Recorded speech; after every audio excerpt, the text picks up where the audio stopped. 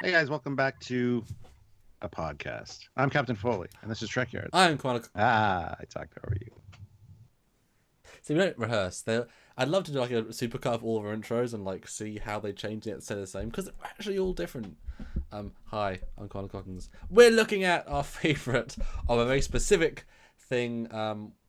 So much Trek out there and some really cool things. This show's all about positivity. We're not judging, we're not reviewing. It's our favourite for our own personal criteria, and normally independent of other things. Like it's just our favourite design. And today we are looking at Stuart. We're looking at me? What? His face, Why yeah. are you looking at me? His face. No, Oh, yeah. Today we're gonna. your logical Oh, face. I gotta tell them what we're doing. Okay. Today we're looking at our favorite Vulcan ships. There's been a few, Yes. not a whole lot, but enough to make Mostly it warm. Enterprise. Yes. 99% Enterprise.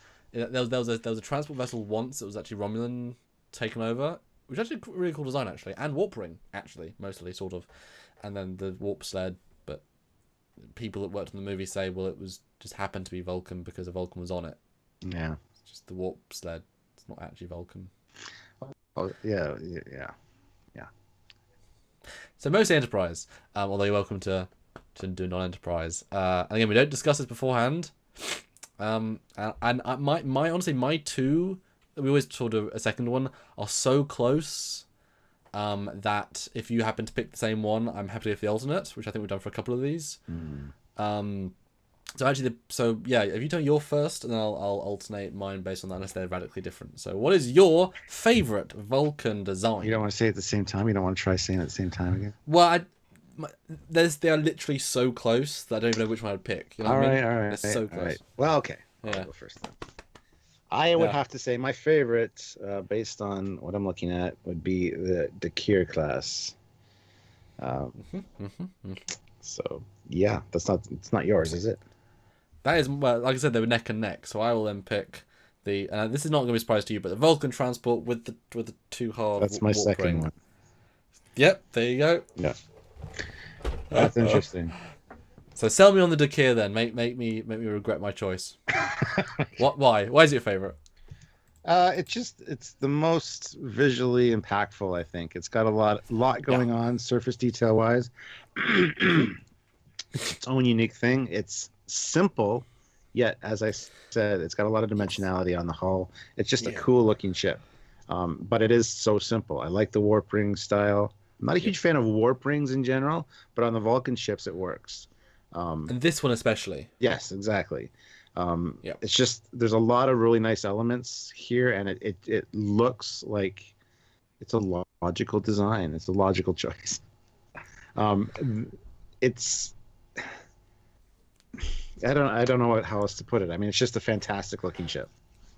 Do you agree? It's genuinely actually quite a nice, like, pretty design. Like, it's actually quite attractive in its own way. Absolutely, yeah, yeah. Because it isn't a mechanical looking ship. It isn't greeblies.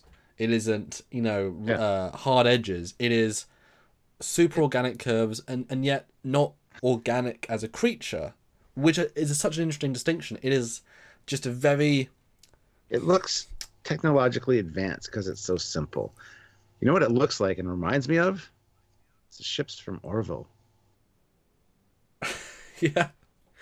Yeah, it really does actually. That top part, the way those shapes Yeah. all merge together, it looks very much like Yeah. it might have inspired Orville designers to create the Orville and stuff. Well, Seth MacFarlane was on Enterprise, and right at the end as well. So maybe in his episode they fought this ship because they did right at the end for some reason. No, that's a good point. Yeah, it's a really nice ship. It doesn't scream Vulcan. There's nothing about it. I guess beyond like the pointy ears. But what is a Vulcan ship? You know what I mean? I mean, what is any ship? I mean, they're only defined by what we see. The Vulcans never had a design style beyond robes and ears in the movies, So the idea of a warp ring, I totally love as their aesthetic, as a concept, because that's the oldest, easiest, and most advanced style of warp you could do at that era. Evolves out of it into doing the dual warp drive system. That was how we evolved into. But that works great, and then you can derivatize a lot of shapes from that. The original version, the Suruk class, the Suruk class, it hasn't got the elegance. It's even simpler, but it loses the complexity of it. Simple, like it's 3 parts combined, whereas this ship has all these wonderful lines and edges, and yeah, it's a really nice ship, and it's beefy but simple, and it's but it's not the best. No, it's one of my favourites. No, the reason I go for the Vulcan transport, at least that's one that's called. We took this in our episode. I'm not the biggest fan of warp rings as a concept because they don't look as good. Yeah. It really is that simple. So the idea of having these 2 half rings straight away refines it to me and be like, oh, that's more advanced, because you don't need the full ring. Are they half rings? Because there's no glowing elements in the middle of these. These look like they're just fins almost. Well, they're at the back. I mean, it's the warp ring, but the glow bits are at the back. It's more of an engine ring. Okay. Whatever. It's stylistically trying to be similar. I love that most of all, but it's a really interesting shape. It's got so many layers, so many pieces, so much design to it that you wonder why. But it gives, for me, it gives me a sense of this is really like for purpose. I love the red impulse engines at the back, how thick they are, and a lot of those shapes. I love some of the little details. It's very radically different, and yet you can still draw parallels. And I love that. It's clearly done for a different purpose, but from the same race. But I like its uniqueness. I almost think, if you'd taken the Dakir and half ringed it and integrated them that might even look better, or the refit had that style. I think that would be a really great evolution of the style. Maybe that's where they went, and then it then ended up being the 2 warp nacelles of whatever. Yes, that's why I think that one's a really cool, just a cool design. Not very Vulcan-y, but you could argue that has the 2 ears of the 2, well, and the Dakir is just one big pointy ear. Yeah, it looks very almost Cardassian in its design, and as far as the front goes, a little bit, and pincers. It also looks like a Cylon ship at the back, at the top. Yeah, it's got some really interesting design elements, but they all come together really nice. This was one I was considering for my favorite pick, but it's a lot smaller, and it doesn't have the gravitas and the presence of the other one. Yeah. So it's more personal ship rather than battleship. It's not a ship of the line. It's it's got more uniqueness to it, but it's not like the definitive ship of style. Yeah. So you weren't going to go for and this is a cheeky one, you weren't going to go for the Vulcan human hybrid pod ship. Hybrid pod ship. No. I did consider it's a Vulcan ship. I did consider for a moment the Vulcan future cruiser with the 3 rings. Yes. But that almost looks too silly. It looks cartoonish, like Mickey Mouse ears. It's I was tempted as well, because I kind of like it's weird. The standard red version, it's too shiny, but we see it so minimally. They refitted that in the later production version to fit the aesthetic. But the 3 cruiser, I love how those 3 warp rings integrate. As a design, it looks really cool, but it could be fleshed out more. Is literally a kit basher of your ship. Yeah. But yeah. It's missing something. It's missing some refinement that could really help it out. Well, it was in one frame of one episode on a monitor in the future. But still, it wasn't meant to. But still, it has some surprising charm. It does. Yeah. It does. And I do appreciate Enterprise, though, for one of its best things was bringing us this big fleet, because they've actually some really cool designs. And again, how do you design Vulcan ships? Well,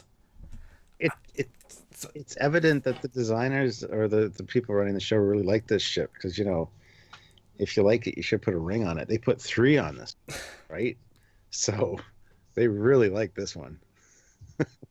Or because the Kit Bash, that's the first Mormon relationship ship. Oh, Three ships, 3 rings, all combined in one beautiful body. sister ship, sister wives ship. I don't know. Anyway, we're jumping off the rails here. Yeah, it's definitely worth mentioning this one. It's very cool. Like I said, I'd like to see this one ramped up a little bit, detail wise, refinement wise. I think it would look really slick. Yes.